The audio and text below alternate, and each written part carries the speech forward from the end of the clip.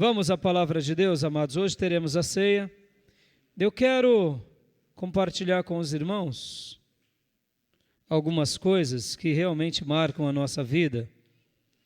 E eu aprendi com o pastor Martyn Lloyd-Jones, um grande pregador do século passado, um grande pastor puritano e mensageiro de Deus, que o culto pertence ao Senhor, que a arte de pregarmos pertence ao Senhor. Nós aqui só somos canais de Deus transmitindo uma palavra. Afirmo isso porque muitas vezes nós não imaginamos o que acontece na vida dos irmãos após proclamarmos a palavra de Deus. A maneira que essa palavra, que o escritor de Hebreus vai dizer que é viva e eficaz e mais penetrante do que uma espada de dois gumes, vai realizar na vida dos irmãos, é um mistério que só a eternidade vai poder nos revelar. Quando pregamos, nós pregadores, muitas vezes nos sentimos até um pouco esperançosos, porque percebemos que aquela palavra está chegando nos corações dos irmãos. Mas tem vezes, como Martyn Lloyd-Jones diz no seu livro Pregação e Pregadores, que nós pregadores pregamos e nos sentimos como andar a cavalo, em que a sela está frouxa. E de repente você começa a andar de cavalo com a sela frouxa e você se sente inseguro quando não cai do cavalo no meio da pregação. E ele fala isso ensinando a nós pregadores o seguinte, que o culto pertence ao Senhor. Que muitas vezes nós estamos se sentindo seguros e realmente Deus usa para sermos canais dele. E tem vezes que nós somos tão inseguros que Deus também nos usa em meio a toda a insegurança, porque a palavra não é nossa, a palavra é de Deus, e Deus tem compromisso com a palavra dele, e aquilo que acontece na vida de cada um é um mistério entre o Espírito de Deus e o ouvinte. Olha que grandeza. Enquanto nós estamos aqui pregando e anunciando a palavra da verdade, o alimento de Deus, o Espírito de Deus está trabalhando na vida de vocês, está levando a mente de vocês e o coração de vocês para outras dimensões que nós não temos noção, e está restaurando, visitando, ampliando aquelas janelas, dando respostas, dando livramentos. E isso tudo nos fascina. Nos fascina no sentido de vermos a grandeza que é esse momento, que é o momento da exposição da verdade. O momento que é esse instante de sermos um canal de Deus, como um instrumento, como literalmente um cano de Deus, onde vem a água de Deus e jorra sobre vocês, onde vem a comida de Deus e vai sobre todos vocês. Lembrem disso, irmãos. Por isso nós, como igreja, e vocês como ovelhas, devem orar sempre por qualquer pregador, desde o pastor principal a qualquer um que simplesmente abre um culto, porque a resposta da sua vida pode vir desde o início do culto ao amém do final do culto. Amém, irmãos? A resposta que vocês tanto estão pedindo a Deus pode vir pela pregação, como pode vir por uma oração de um irmão no final do culto. E de repente, é em meio a todo esse mistério que o nosso coração se alegra, de saber que a igreja de Jesus, que o culto é para Deus e que todos nós aqui somos apenas instrumentos de Deus. Amém? Eu quero dar continuidade à mensagem dos 2 domingos passados. O meu tema é o Deus que não tem nome, mas pelo qual nós já descobrimos os seus nomes e descobrimos ainda mais que a principal revelação daquele Deus que se revelou para Abraão, que não tinha nome, a principal revelação é Jesus Cristo, o Filho de Deus. O Senhor Jesus Cristo, o nosso Salvador. Abram suas Bíblias em Êxodo capítulo 3, versículo de número 14.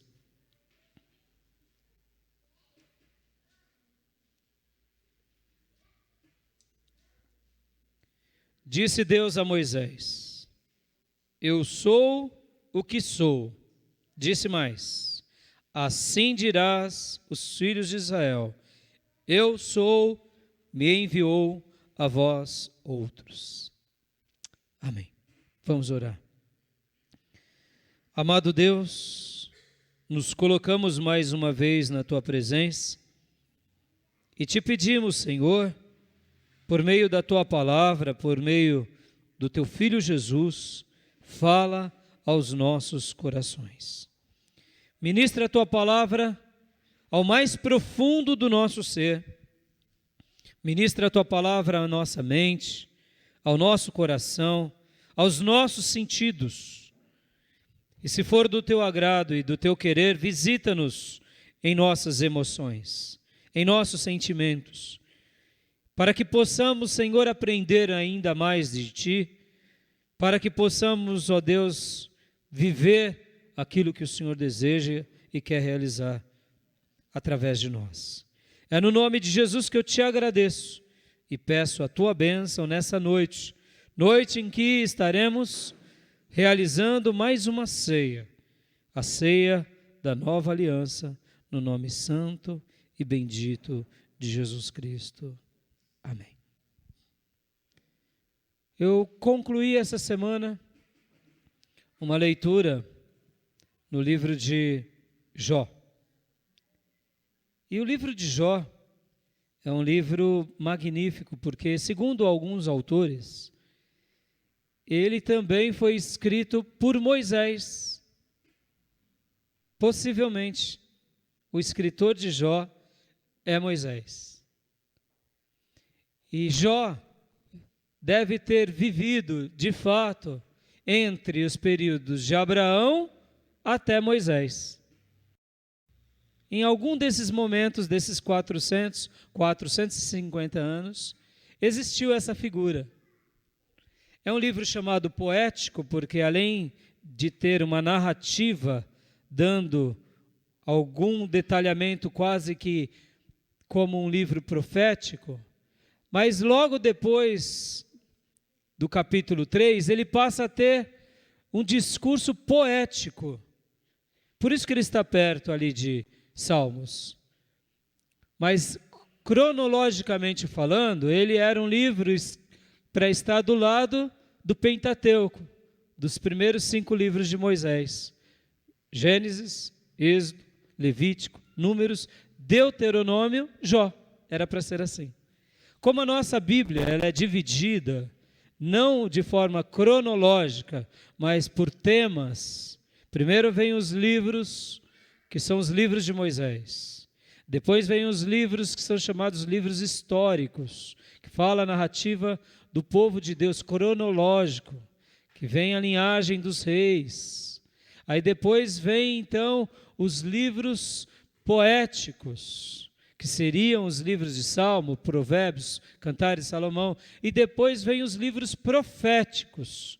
E dentre os proféticos tem os profetas maiores e os menores. Maiores porque profetizaram mais, menores porque profetizaram menos. E assim se encerra o Velho Testamento.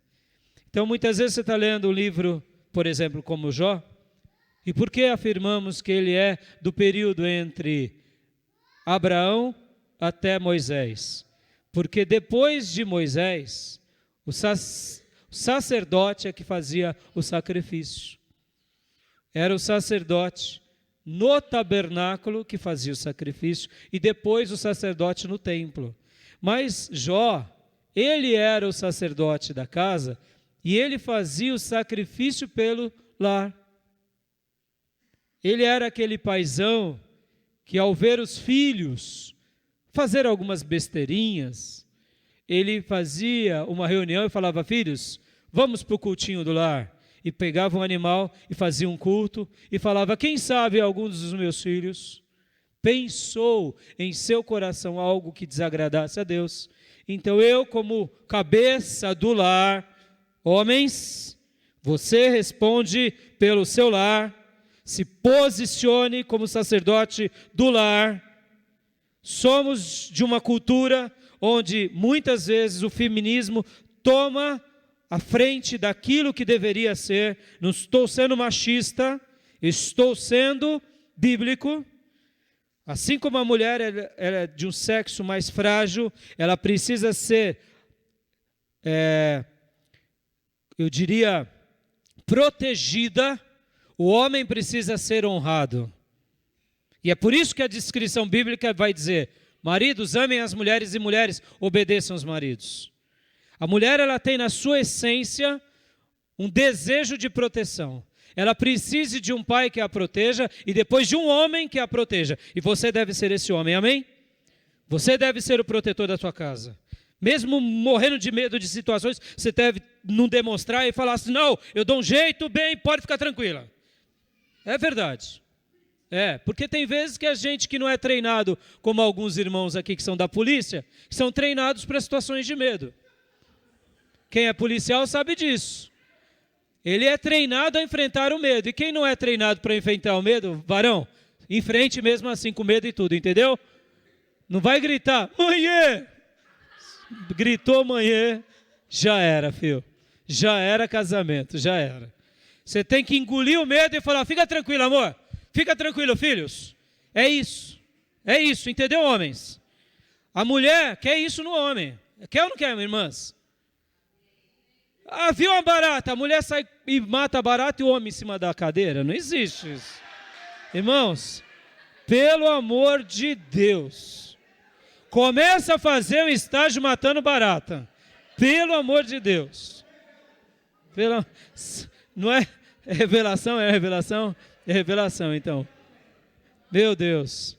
Irmãos, eu digo isso aqui porque muitas vezes, se a gente não é treinado no posicionamento de homem, a gente perde a nossa figura masculina. Não estou falando de ser machista não, viu, gente? Não estou falando de ser rude, não. Estou falando de postura. O homem tem que ter essa postura. Isso faz parte da figura pelo qual Deus te fez ser. Na hora que você desfigura isso, você desfigura o que Deus espera de você. E quem vive desfigurado aquilo que Deus espera de você, você já não é mais aquilo. Você é outra coisa que assumiu. E quem assume outro papel já não vive mais o papel pelo qual deveria existir. Isso é muito sério. Assim como a mulher, ela tem... Irmãos, o movimento feminista peca nisso. Porque a mulher tem um papel magnífico na Bíblia. Ela é companheira do homem, ela é auxiliadora. Diante de Deus, os dois têm pesos e medidas iguais. Mas diante da liderança do lar, Deus disse assim: muito bem, vocês têm pesos, as orações de vocês são ouvidas, mas são papéis diferentes. E é tão simples isso, porque por mais que o homem tente, até no mundo secular, engravidar, ele nunca vai conseguir, porque é papel da mulher engravidar, ponto final. Aleluia! Mesmo que o homem tente menstruar, ele nunca vai conseguir, porque é papel da mulher, amém? Simples assim. Simples assim. Tem um monte de gente aí querendo trocar de papel. Não vai conseguir. Vai viver problemas psicológicos, emocionais, porque o papel do homem... Quer ver um exemplo? Você testa pessoas que tentam mudar a sua postura e o seu papel. No momento da raiva, aquela pessoa que quer viver uma vida feminista, vira homem de verdade, porque está na sua essência. Ser uma pessoa máscula, ser uma pessoa bruta, no sentido de ir para a luta e, se precisar, usar a força. Já a mulher, ela é esse ser mais que precisa de ser defendido, precisa ser amparado. Não estou falando aqui que a gente vai tratar mulheres como trapos, como capachos, nada disso. O cristão maduro dá toda a dignidade à mulher, amém, queridos? Todo o valor à mulher, sabe ouvir a mulher, mas sabe também dizer: chega bem, fique quieta, entendeu? Ele sabe também dizer: chega, ele sabe se posicionar, em meio às lágrimas. Deus nos criou seres distintos, não é esse o propósito, mas serviu, amém? Até com a revelação das baratas, Deus tenha misericórdia. Se tem medo de barata, imagine de rato, pelo amor de Deus. Pelo amor de Deus. Mas voltando, gente, voltando. Jó era o sacerdote do lar. E ele assumia essa posição. E aí ele fazia tudo isso. E a vida dele é marcada por esse fato que eu preguei há 2 domingos atrás. Quem quiser depois assista no nosso canal do YouTube ou pegue os áudios aqui na igreja. Uma coisa maravilhosa. Jó, um homem que o próprio Deus vai falar que ele era justo, íntegro e reto. Pense você. Deus dizendo agora para cada um de nós aqui, como eu estou feliz, Gabriel, Miguel. Não vamos me imaginar Deus falando com o diabo, não. Deixa o diabo no canto dele. Deus falando com os anjos. Olha aquela igreja lá em Ferraz de Vasconcelos. Olha aquele meu servo, como ele é justo, íntegro, reto, que teme a mim e que evita cometer o mal. Como eu estou feliz com ele. Quer uma herança melhor do que essa, irmãos? Você poder fazer Deus sorrir, Deus ter prazer, Deus ter contentamento. Essa é a minha oração. Eu acho que essa é uma das minhas maiores orações. Me ajuda a te fazer sorrir, Senhor. Só isso me basta a cada dia. Jó era essa pessoa que fazia Deus sorrir toda vez que o via, toda vez que o contemplava. E aí então vem aquele dilúvio de terrores sobre ele. Satanás então questiona Deus, Deus consente com o pedido do inimigo. Irmãos, lembrem disso. Até mesmo quando Deus faz uma concessão aparentemente para o mal, Deus tem um plano melhor, amém? O inimigo, para realizar qualquer coisa, precisa pedir autorização de Deus, ponto. E aí então o inimigo toma todas as bênçãos, tira a saúde, tira os filhos, e Jó fica agora alguém como tinha vindo a essa terra, sem nada, e literalmente sem herança nenhuma. Mas ele se mantém como? Fiel diante de Deus. Sua própria esposa se levanta contra ele, dizendo: você perdeu herança, você perdeu bens, você perdeu a saúde, e ainda tem coragem de temer esse Deus? E aí Jó dá aquela resposta clássica de um homem de verdade, que teme a Deus. Como falas uma loucas, fala tu, mulher. Eu adorei a Deus na abundância, adorarei na escassez. Eu adorei a Deus com a saúde, vou adorá-lo também na doença. Porque nu vim, nu voltarei, bendito seja o Senhor que me criou, aleluia. E essa frase é para você também, mulher, que é mulher com fibra, que no meio das provas glorifica a Deus. E Jó então continua a viver os seus momentos de dores, e 3 amigos dele vêm então sentenciá-lo, porque qual era a crise? A crise do livro de Jó é a seguinte: o justo não sofre, o justo não passa por tribulações, o justo é abençoado porque serve a Deus. Percebam, esse livro foi escrito entre Abraão e Moisés, e Deus já estava ensinando a eles: não, o justo pode sofrer sim, o justo pode passar dor sim, porque em meio a tudo, a minha glória é a maior herança de cada filho meu. E aí então surgem os 3 amigos de Jó, e vêm e falam com ele, Elifaz, Bildade, e falam com ele e começam a poeticamente dizer coisas e sofar, dizendo: Jó, você deve ter feito alguma coisa de errado, não é possível. Porque o sol nasce para o justo, o injusto não é bem assim. Filhos, presta bastante atenção. Jesus disse que a chuva cai sobre justos e sobre injustos. Presta bastante atenção nisso. A chuva cai sobre justo e injusto. E se um filho de Deus deixou de dizimar? Ele está agindo como justo ou injusto? Justo ou injusto? Injusto. Mas vai chover sobre ele? Vai. Por que não vai? Claro que vai, irmãos. Se você de repente não orou aquela semana, ai agora pastor, o diabo me catou, deixa de ser bobo. Você deixou de ser abençoado, mas você é de Deus. Teve atos de injustiça, porque a Bíblia nos ensina a orar, sempre. Ai, não faz uma semana que eu não leio a Bíblia, pastor, e agora? O capeta vai me pegar? Você é de Deus ou é do diabo? Você é de Deus. Você pode ter tido atitudes de injustiça. Um cristão que não adora a Deus, e de repente está perdendo tempo, está agindo de forma injusta com aquele que deveria fazê-lo, que é adorar a Deus em todo tempo. E por isso, ai pastor, o capeta vai me pegar. Não, capeta não pega filhos de Deus. Amém, igreja? Você não vai ter uma semana abundante do Espírito Santo. Ah, esquece. Não pense que você, sem ler, sem cumprir com o seu dever, Deus vai te visitar. Não, nem sempre. Pelo contrário, é porque Ele nos deixou uma condição. Ele espera que nós o busquemos para Ele nos abençoar. Mas mesmo que não o busquemos, Ele vai nos abençoar, porque Ele é misericordioso. Só que aí, eu que perco o tempo, porque uma semana sem a ajuda de Deus dá muito trabalho. Dá ou não dá, donas de casa? Ah, eu estou muito atarefada essa semana, eu não vou orar. Você vai ficar muito mais atarefada. É ou não é? Uma semana sem buscar a presença de Deus dá mais trabalho ou não dá, irmão?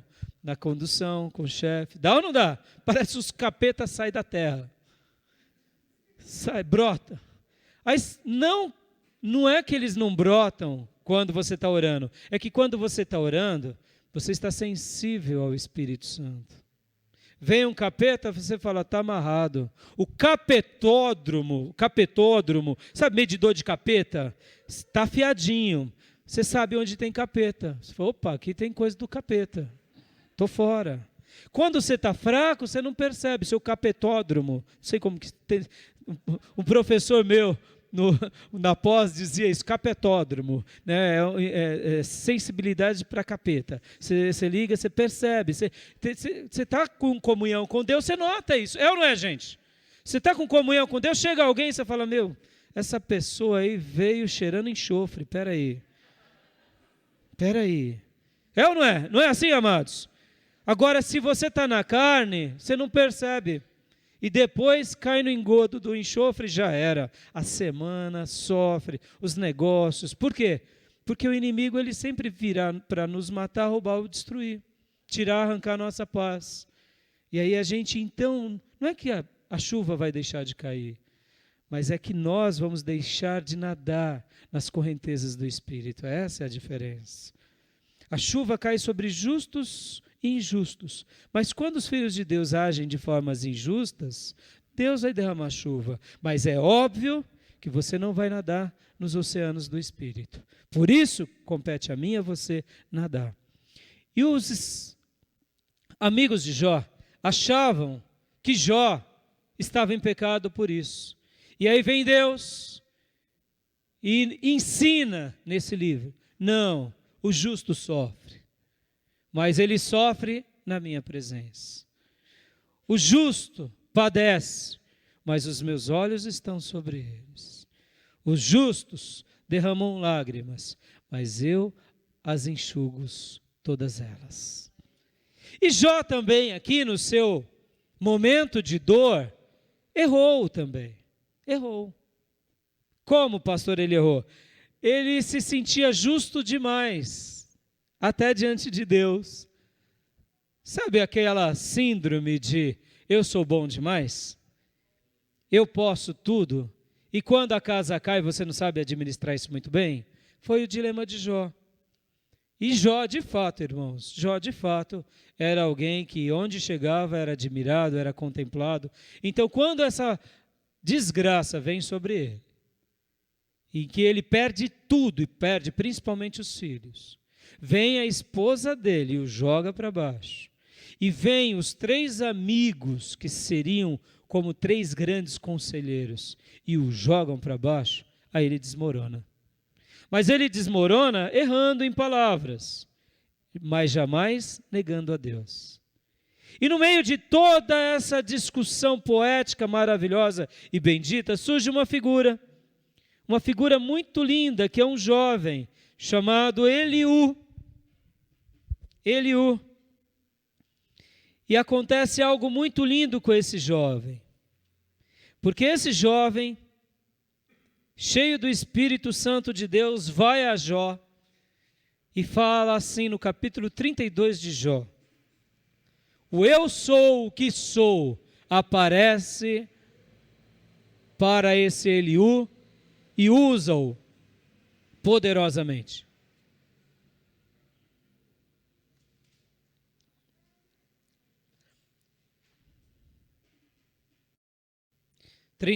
Cessaram aqueles 3 homens de responder a Jó, livro de Jó, capítulo 32. No tocante ao se ter ele por justo aos seus próprios olhos. Então se acendeu a ira de Eliú, filho de Baraquel, o Buzita, da família de Rão. Acendeu-se a sua ira contra Jó, porque este pretendia ser mais justo do que Deus. Também a sua ira se acendeu contra os 3 amigos, porque, mesmo não achando eles o que responder, condenavam Jó.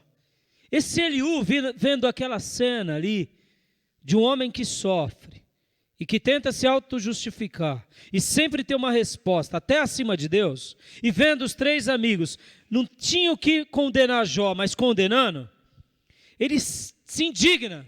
Irmãos, presta atenção, indignação não é errado não, viu? Indignação está aqui na Bíblia. O próprio Jesus teve momentos ímpetos de indignação. Irai-vos, diz as Escrituras, mas não pequeis. Você se indignar, normal. Você se posicionar, normal. Você fazer justiça com a sua mão aí, que não é normal. Então entregue para Deus. Amém, igreja? Tanto é que uma das bem-aventuranças é aqueles que têm fome e sede de justiça. Você vê algo de injusto sendo feito, você fica como um letárgico. Então... Uma injustiça é feita, se posicione como filho de Deus. É por isso que Deus te pôs como profeta, como alguém. Agora, fez o que devia fazer. A pessoa não te deu ouvido, ela e Deus. Não se preocupe. Você está livre desse sangue. Amém, irmãos?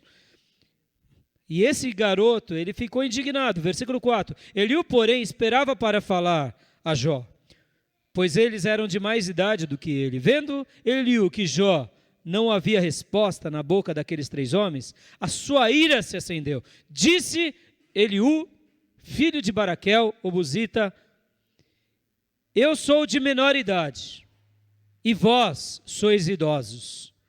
Arreceei-me e temi de vos declarar a minha opinião. Dizia eu, falem os dias e a multidão dos anos ensine a sabedoria. Em outras palavras, Eliú estava dizendo, deixa os mais idosos falarem, porque se espera dos mais idosos mais sabedoria. E é assim mesmo. E aqui aprenda uma regra, está na Bíblia. Respeitem os mais velhos. Amém? A nossa sociedade perdeu isso. Pessoas de cabelos brancos devem ser respeitadas. Se na sua família, pessoas de cabelo branco são desprezados, reposicione-se em nome de Jesus. Porque ele merece, no mínimo, o nosso respeito por ter mais idade do que nós. Amém? E entre as pessoas, de modo geral, aprenda a respeitar uma pessoa que tem mais idade. Na nossa sociedade, velho é resto. Na Bíblia, velhos são sinônimos de homens e mulheres de sabedoria que devem ser honrados e respeitados. Amém, irmãos? Se de fato, depois que ouvirmos nas palavras dele, notarmos que não há sabedoria, aí sim, com jeito, como disse o apóstolo Paulo, você fala com toda a educação a uma pessoa mais velha. E como se fala a uma pessoa mais velha? O apóstolo Paulo nos dá a lição. Você fala como se fosse seu pai e sua mãe.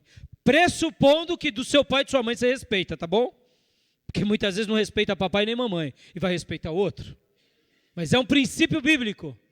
até de se corrigir alguém idoso. Amém? Aqui ele está falando.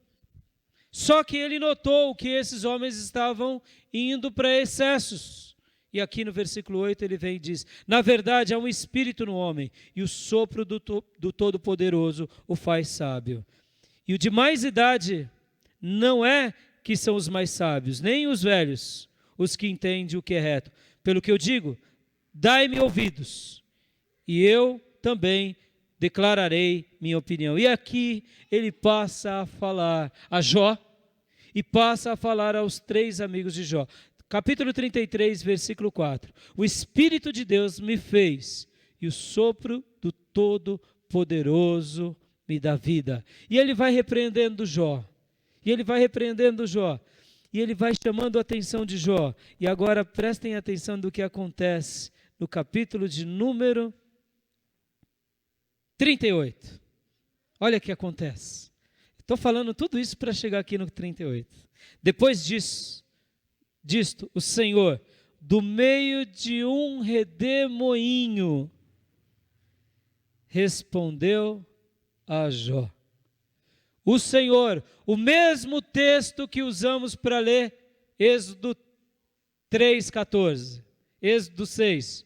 O eu sou o que sou, o mesmo que apareceu para Moisés na sarça, aparece agora para Jó no redemoinho. Você pode dar um glória a Deus? O Deus que não tinha sido revelado ainda com seus nomes, com seus cognomes, com seus adjetivos, substantivos, vem de um redemoinho, gente. Imagina uma cena, Jó está ali, depois de ser repreendido, depois de ouvir tudo isso, porque o 37, 24 acaba assim: por isso os homens o temem, ele não olha para os que se julgam sábios. Em outras palavras, Jó ouve aquilo e cai em si, dizendo: puxa, errei contra Deus. E o 38:1 começa: depois disso o Senhor do meio do redemoinho respondeu a Jó: quem é este que escurece os meus desígnios com palavras sem conhecimento? Cinge, pois, os lombos como homem, pois eu te perguntarei e tu me farás saber. Onde estava tu quando eu lançava os fundamentos da terra? Dize-mo, se tens entendimento. Quem lhes pôs as medidas, se é que o sabes? Ou quem estendeu sobre ela o cordel? E aí Deus, de um redemoinho, gente, de um redemoinho, começa a falar com Jó e se revelar a Jó. No versículo 6 do capítulo 40, olha só: então o Senhor do meio de um redemoinho respondeu a Jó, porque Jó, então, reconhece no capítulo 40, no versículo 3, então Jó respondeu ao Senhor e disse: sou indigno, que te responderia eu? Põe a mão na minha boca. Uma vez falei, não replicarei. Aliás, 2 vezes, porém, não prosseguirei. E aí o Senhor continua falando com ele e ministrando a ele. E aqui Jó cai em si. E agora vamos para o máximo de toda essa história de Jó, que é o capítulo 42, versículo de número 1. Deus fala com Jó, ouve essa palavra do quebrantamento de Jó, e no 42:1, então respondeu Jó ao Senhor: bem sei que tudo podes, e nenhum dos teus planos pode ser frustrado. Amém, irmãos? Aqui Jó estava, em outras palavras, dizendo assim: Deus, eu entendi, ou porque eu passei pelo que passei, pelo que eu estou passando, por essa dor, por esse caos, eu entendi. O Senhor precisava me purificar um pouco mais, me limpar como o ouro é limpo da sujeira por meio do fogo. Eu entendi, Senhor, eu entendi. E o versículo de número 3 diz: quem é aquele, como disseste, que sem conhecimento encobre o conselho? Na verdade, falei do que não entendia. Coisas maravilhosas demais para mim, coisas que eu não conhecia. Em outras palavras, Deus, olha, eu disse demais, Deus, eu disse demais. Me desculpa, Deus, me desculpa. E aí Jó faz aquela declaração máxima no versículo 4. Escuta-me, pois, havias dito e eu falei, e eu te perguntarei e tu me ensinarás. O versículo 5, aliás, que é a declaração mais linda. Eu te conhecia só de ouvir, mas agora os meus olhos te veem. Por isso me abomino e me arrependo no pó e nas cinzas. Eu entendi, Deus, eu entendi, Deus, eu entendi, Deus, eu entendi. Tudo que eu passei, eu entendi, estou entendendo. Me perdoa, me ajuda. Eu te conhecia de ouvir, agora eu te vejo. Essa dor, esse caos me fez te enxergar. Essa dor, esse deserto me fez te contemplar. Todas essas humilhações e afrontas me fizeram enxergar que a minha autojustiça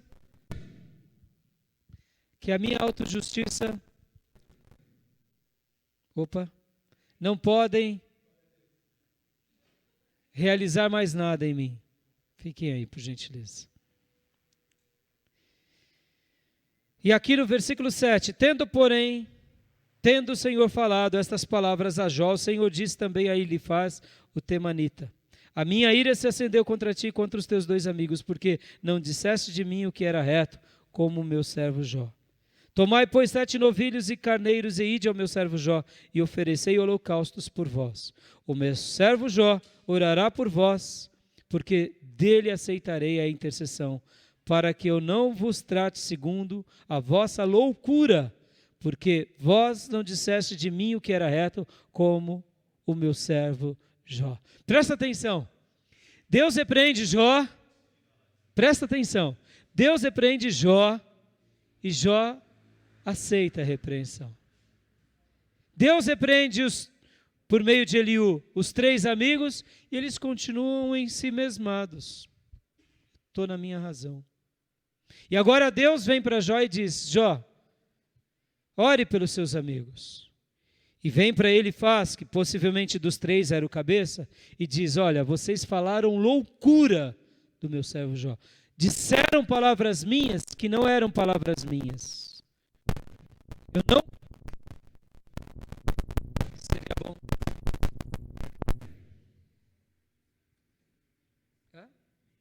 Energia que está dando picos. Eu não... Fica aí, fiote. Qualquer coisa desliga o som, eu concluo na capela. A gente está com um probleminha, já chamamos até Eletropaulo, né? No relógio, na parte de fora. Então, acontece. Não sabíamos de onde era. Agora está todo mundo sabendo de onde é. Se não é o Senhor nos repreendendo, então está tudo jóia, né? Voltando a falar, amados. E aí, então, veio para Elifaz e diz assim: Elifaz, vocês não disseram o que realmente era de mim. Irmãos, cuidado quando você fala em nome de Deus. Amém? Cuidado quando você fala em nome de Deus. Hoje um monte de gente fala em nome de Deus. Profecia, Deus está dizendo, cuidado. Olha aqui, ó. Quem fala que é Deus falando e não é Deus falando, está cometendo loucura para Deus. Porque se eu falo em nome do meu pai, eu me viro com o meu pai. Concorda comigo? Se alguém aqui diz, o pastor Rai disse isso e eu não disse, essa pessoa vai se ver comigo. Mas quando alguém fala em nome de Deus e não é, essas pessoas que falaram em nome de Deus vão se ver com Deus. Porque as pessoas estão esperando que aquilo que está sendo dito em nome de Deus seja genuíno. Por isso que alguém que fale algo tem que falar com muita convicção. Quer um segredo para você não pecar nessa área? Afirme com toda a segurança, se você acreditar, é claro, o que a Bíblia diz. Aí você pode falar. Eu amo isso. Assim diz o Senhor. Está escrito nas Escrituras. Assim diz a palavra de Deus. Assim disse Jesus. Assim diz a Bíblia. Aleluia! Isso eu falo com grandeza. porque não sou eu estou falando em nome do meu Deus, da revelação do meu Deus. Isso me dá segurança e eu sei que eu não vou falar loucuras. Amém, queridos? Simples assim. Mas fica mais bonito. O Senhor está me revelando e tem um anjo aqui. Aí começa a criar coisa. Cuidado com isso daí, filho. Cuidado com isso daí. Tem muita gente fazendo loucuras. E lembre-se que quando alguém comete uma loucura em nome do Evangelho, aqueles que ficam escandalizados não se escandalizam só comigo e com você, se escandalizam com o projeto de Deus e com a pessoa de Deus. Se a igreja falha, as pessoas falarão da igreja, mas inconscientemente falarão de Deus. Quando alguém fala de um pastor, eles falarão do pastor, mas eles estarão remetendo à imagem de Deus. Por isso que Tiago 3 vai falar o quê? Para que nós que ensinamos, tomemos o máximo de cuidados, porque responderemos por aqueles que ensinamos. Amém, igreja? Isso é muito sério. E aqui, esse Elifaz é repreendido, porque agora Deus fala, vai lá e ora por ele, e ele faz. Eu estou contra você. Versículo 9. Então foram Elifaz, o temanita, Bildade, o suíta, Sofar, o Matita, e fizeram como o Senhor lhes ordenara. E o Senhor aceitou a oração de Jó. Amém, queridos? O meu servo Jó orará por vocês, porque ele aceitará, porque dele aceitarei a intercessão. Aqui Jó demonstra o que? Perdão. Jó demonstra o que? Posicionamento. Mas esses 3 homens aqui se arrependeram de verdade?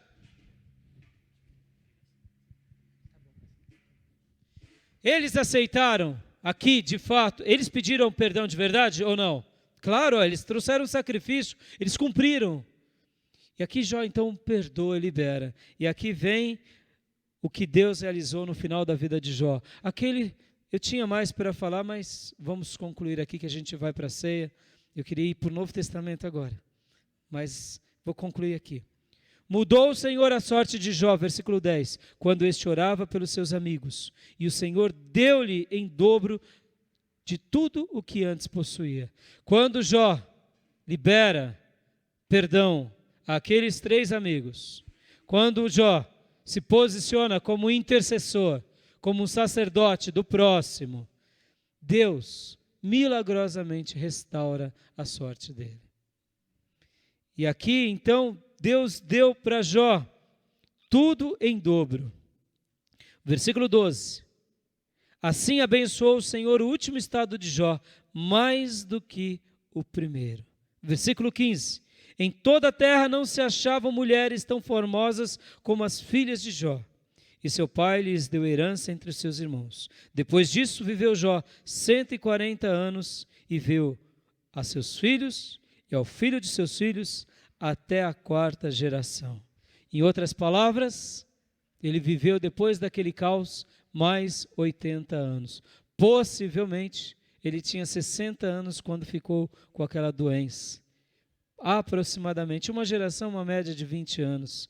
Ele viu a 4ª geração. E aí, conclui, então morreu Jó velho e farto de dias. Quem se revelou para ele? O eu sou o que sou. Da onde ele se revelou? De 2 formas. Por um jovem, que foi cheio do Espírito Santo, Eliú, e do meio de um redemoinho. Deus se revela para nós das formas mais variadas, mais misteriosas, e quando nós nos posicionamos como Ele quer, Ele muda a nossa sorte. Mais importante do que conhecer todos os nomes de Deus, é conhecer a pessoa dEle, é saber que Ele está falando conosco. Pense se você, irmão, talvez você tenha 50 anos de idade, 60, 70, 40, e um garoto de 10 vem falando com você. Se prepara, porque pode ser o Espírito Santo de Deus falando com você por meio daquele garoto de 10, de 15 anos. Ou talvez de uma cena inusitada, um redemoinho. Começa a falar, você já está doente, fraco. E o redemoinho começa a falar. E ali falando, e falando. Irmãos, está nas Escrituras, eu acredito. Deus vai falar conosco das formas mais variadas. Mais importante do que conhecer os nomes deles é saber ouvir a voz dele por meio das situações em que ele nos permite viver. Esse é o Deus que servimos, que se manifestou por meio de Jesus Cristo e que continua se manifestando por meio do Espírito Santo de Deus. Amém? Eu tinha mais para falar com vocês agora sobre a pessoa de Jesus e o livro de Apocalipse. Quem sabe depois a gente compartilha mais. Amém? Vamos